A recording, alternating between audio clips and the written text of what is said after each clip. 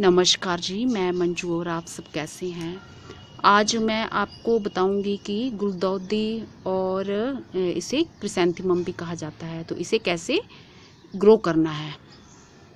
तो बहुत ही आसान है। बरसातों का टाइम चल रहा है। खैर मेरे यहाँ तो जिस तरह से इंतज़ार है बरसात का उस तरह से अभी तक हुई नहीं है। बादल बीच में आते हैं, फिर तेज़ धूप आ जाती है और बीच में थोड़ी जरा सी बारिश होती है और फिर कई कई दिन तक होती नहीं है। तो इंतज़ार वैसा चल रहा है कि जैसे बरसात होनी चाहिए। चलो फिर भी हम प्लांट्स तो लगाते ही रहेंगे। तो इसको बड़े ही आसान तरीके से कैसे ग्रो करना है। तो लास्ट ईयर आपने मेरे प्लांट्स देखे होंगे इसके गुलदाउदी के। जैसे कोई तो बहुत सारे फूल जैसे शुरू में खिल रहे थे और लास्ट तक वो सीज़न रहने के आखिरी तक भी वो फूल अच्छे अच्छे खिलते रहे हैं। तो वो ये तरीके भी मैं आपको बताऊंगी। तो ये जो मेरे पॉट में जो ये प्लांट्स लगे हैं, ये गुलदाउदी के कटिंग्स मैंने कुछ लगाई हुई थी और कुछ ये पुराना भी लगा हुआ है। तो ये मेरे पुराने पिछले साल के हैं।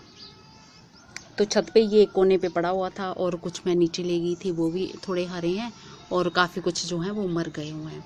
तो कटिंग से कैसे ग्रो करना है, कैसे भी कहीं से भी आप ये कटिंग ले लीजिए। आप इतनी सी कटिंग ले लीजिए। आप ये इसको ऐसे कट कर देना है, इसको सीधे इस तरह से कट कर देना है। ये आप देख रहे हैं। और यहाँ से हमने इसकी पत्तियाँ निकाल लेनी है। ये पत्तियाँ इसकी निकाल लेनी है।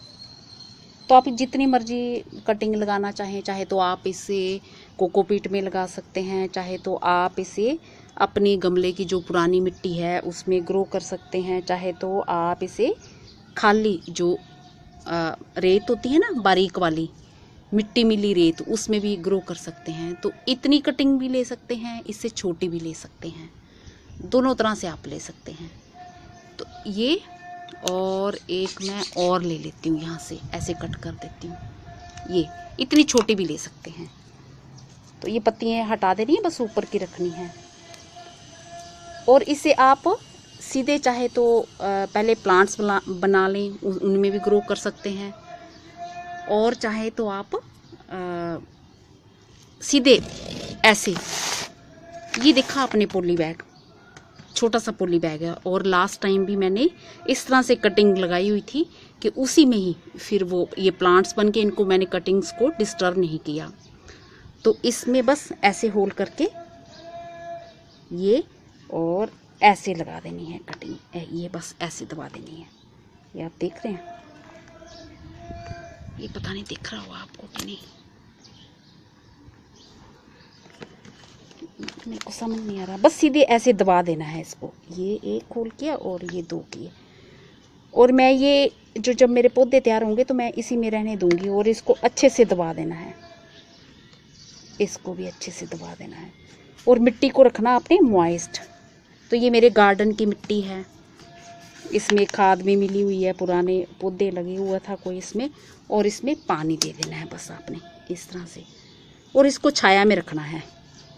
19-20 दिन में जो ये है पौधा तैयार हो जाता है, रूट्स इसकी आ जाती हैं। और जो इसकी स्टेम में जो है पानी भरा रहता है, जैसे हरी भरी है ये। अगर बरसातें जैसे मेरे यहाँ पे बरसात जो तमाशा कर रही है, बरसात नाम से तो बहुत ही कम जैसे बारिश हो रही है, एकदम से तेज़ धूप आ रही है। और इस टाइम की जो धूप होती है बहुत ही तेज़ होती है, चाहे थोड़ी देर लगे।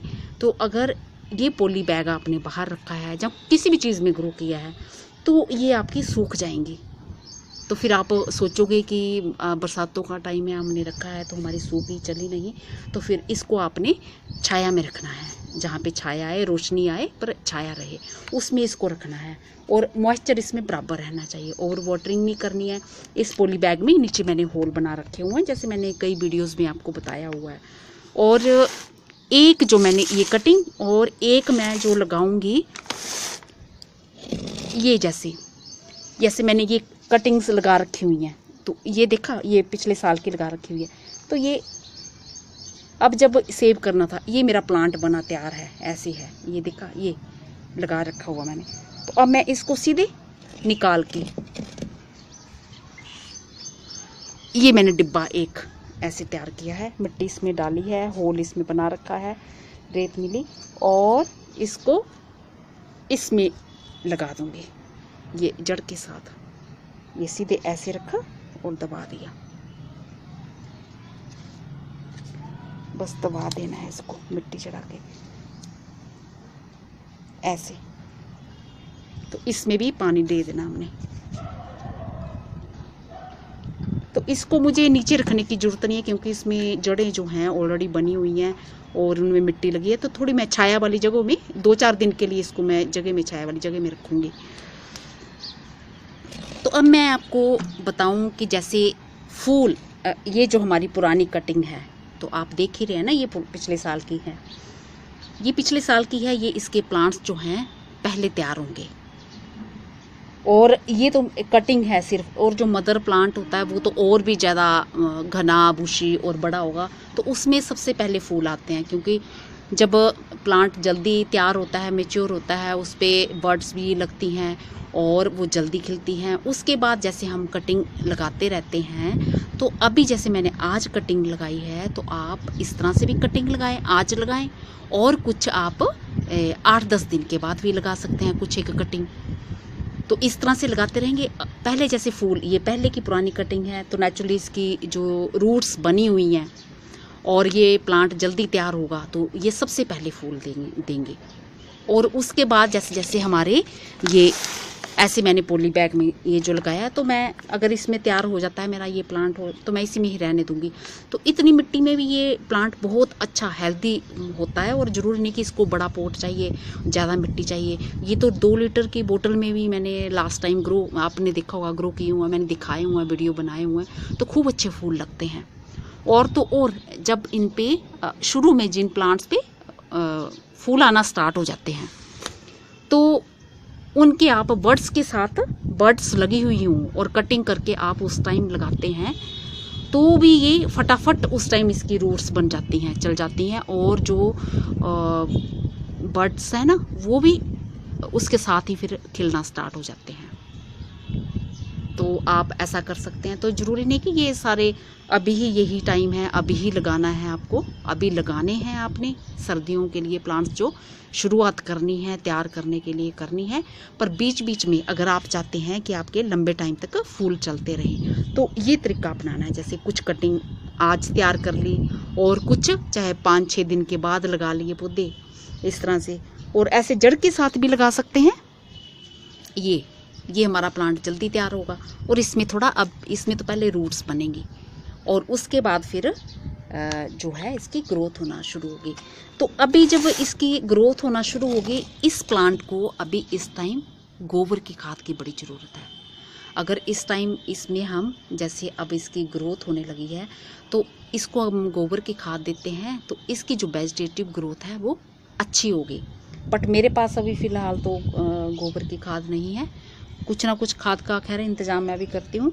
पर जब आपके ये इनकी कटिंग्स की रूट्स बन जाती हैं, इनकी जब आपके ये जो आपने लगाई हैं रूट्स जब इनकी तैयार हो जाती हैं, फिर आप चाहे तो सीधे उसी पोट में इनकी कटिंग लगा सकते हैं जिसमें आपने एक्चुअल में आपको प्लांट्स ये रखने हैं।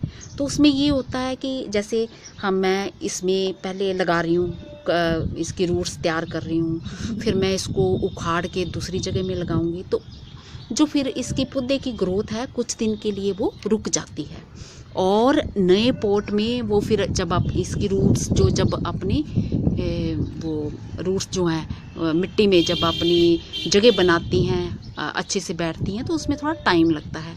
तो अगर आप चाहते हैं कि आपका कोई भी टाइम ख़राब ना हो और ये इसकी जल्दी ग्रोथ हो, तो फिर आप इनको कटिंग्स को, जैसे 2 मैंने लगाई हैं, आप 4 भी लगा सकते हैं। तो 4 या 5 लगा लो, और एक जो आपने सेंटर में लगा लो, एक जो आपने रखनी है। सब चलती हैं अगर आपकी, इसकी वजह से सब चल पड़ती हैं, आराम से चलती हैं इस सीज़न में, और आगे तक चलती ही रहती हैं। तो फिर सेंटर वाली जो है आप उसको रहने देना, बिना डिस्टर्ब किए रहने देना, उसकी ग्रोथ होती रहेगी। और साइड वाली फिर आप किसी दूसरे में भी रख सकते हैं, और इतने लिफाफे में 2 भी आराम से चलती हैं, अच्छे से चलती हैं, ग्रोथ होती है।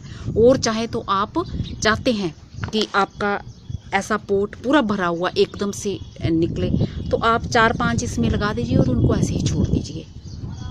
तो 5 इंची के पोट में भी लगा सकते हैं, और बाकी फिर आपकी मर्जी है कितने बड़े साइज़ में, क्योंकि 2 लीटर की बोतल में ये इसका कटिंग अच्छे से चल पड़ती है, अच्छे से फूल देता है। तो बाकी तो फिर आप जितने मर्जी बड़े में लगाइए, छोटे में लगाइए और क्यारी में लगाइए, जैसे मर्जी आप लगाइए। और गोबर की खाद आप जब इसकी रूट्स बन जाएं, गोबर की खाद दें तो इसकी ग्रोथ बहुत अच्छी होती है। फिर चाहे जब जैसे बर्ड्स आना स्टार्ट हो जाती हैं, और चाहे कंपोस्ट का इस्तेमाल आप इसमें कर सकते हो। और जब इसकी बर्ड्स आना स्टार्ट होती है उस टाइम एक टाइम आप बस खाद दे दें, फिर तो सर्दियों भर इसके जो फूल हैं आते रहेंगे, फिर दोबारा आपको खाद देने की ज़रूरत नहीं है। अगर आप देना चाहते हैं तो लिक्विड खाद आप दे सकते हैं कुछ कुछ दिन के बाद। तो बस यही सब इस प्लांट के साथ करना है और कुछ नहीं। तो होप करती हूँ कि आज का मेरा वीडियो पसंद आया होगा, और जो मेरे भाई बहन लगाना चाहते हैं वो इसे अब जल्दी से इस तरह से इसको कटिंग से ग्रो कर दीजिए। चाहे तो जो कटिंग आपने ये पहले की तैयार कर रखी हुई है तो इसको निकाल के, ये देखो मैंने ये कर रखी हुई है, ये मेरी कटिंग है, ये है, ये सब मैंने कटिंग लगाई हुई थी इसमें गमले में। तो मैं इन अलग अलग निकाल के फिर मैं इनको लगा दूँगी। ये सब ये देखा, ये कटिंग मेरी तैयार है, ये कटिंग है, ये सब कटिंग मैंने तैयार की हुई है, ये तैयार की हुई है। तो अब इनको फिर मैं अलग अलग जगह में जहाँ जहाँ मैं लगाना चाहूँगी तो मैं लगा सकती हूँ।